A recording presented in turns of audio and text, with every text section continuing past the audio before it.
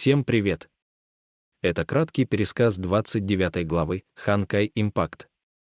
На канале есть прохождение с переводом этой главы. Сейчас появится ссылка на плейлист, а там сами найдете. Спасибо за внимание. Приступим к самой главе. Глава 29. Дочь Блаженных островов. В Вечном Элизиуме, пространстве данных, созданном из воспоминаний Элизии, Мэй отправляется на поиски правды о личности Элизии как 13-го Хершера предыдущей эры. Однако охотники за пламенем имеют малополезную информацию, за исключением Пардофелис, которая помогает Мэй разграбливать сундуки с сокровищами. Мэй замечает странное существо, преследующее ее, но ему удается ускользнуть от ее преследования. Позже Элизия дарит Мэй пишущую машинку, которая записывает всю информацию в базу данных царства Элизии, предлагая объективный ответ на ее вопросы. Мэй обнаруживает, что МОС никогда не одобряли 13 охотников за пламенем, полагая, что большинство из них не годятся для того, чтобы стать героями. Мэй и Элизия разделяют трогательный момент, когда Элизия рассказывает о своих чувствах и неуверенности. Она обещает раскрыть все, что произошло во время ее последнего банкета на следующий день, что вызывает некоторые опасения. Когда тьма опускается на Вечный Элизиум, мы видим, как Сакура держит лист бумаги из пишущей машинки, сопровождаемый голосом Элизии.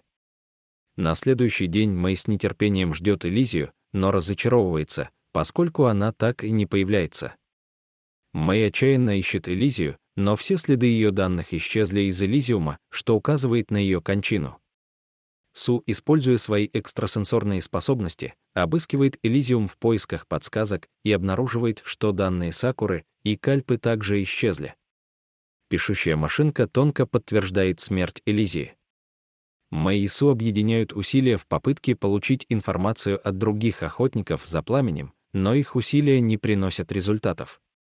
Разочарованная, Мэй решает покинуть Элизиум и обратиться за помощью к внешнему миру.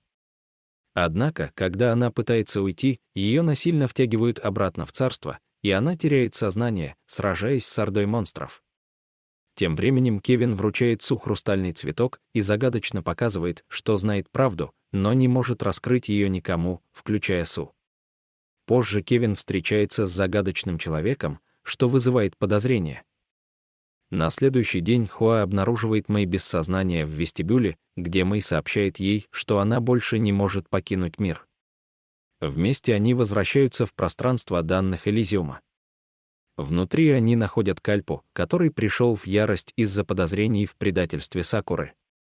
Угрожая сразиться со всеми, Кальпа быстро переносится в другую часть царства силами Сумеру. Среди хаоса бумаги из пишущей машинки падают с неба, подтверждая смерть Кевина. Мэй направляется в парк развлечений, чтобы сообщить Вилве, не подозревая о серьезных разоблачениях и предательском пути, который ждет впереди.